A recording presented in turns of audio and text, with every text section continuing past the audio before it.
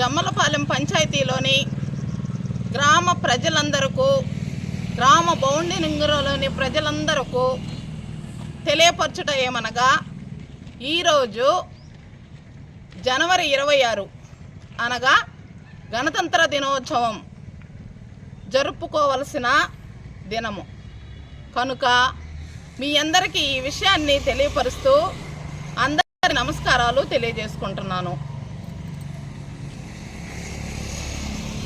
ఈరోజు జమ్మలపాలెం సచివాలయం పరిధిలో ఫ్లాగ్ హోస్టింగ్, జెండా ఎగురవేయుట ఎవరు నిర్వహించారనేది కూడా సర్పంచ్ గారికి తెలియని విషయము. అది ప్రజలందరూ గమనించవలసిందిగా సర్పంచ్ గారు మరీ కోరుచున్నారు. అంతేకాకుండా సచివాలయంలో పనిచేసే అధికారులు అసలు ఏం చేస్తున్నారన్న విషయం కూడా సర్పంచ్ గారికి ఈ మధ్య కాలంలో అనుభవంలోకి, ఆచరణలోనికి రావడం లేదు.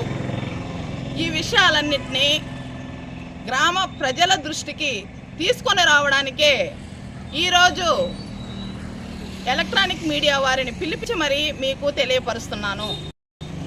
అన్ని విషయాలు చక్కగా ఉండాలి, ఊరు సమృద్ధిగా ఉండాలి, మంచి పరిపాలనా విధానం కొనసాగించాలి అనే సర్పంచ్ గారి ఆలోచనను మీరందరూ గమనించి సచివాలయం సిబ్బందికి మీ ద్వారానే తెలియపరచాలని నేను మరీ కోరుకుంటున్నాను.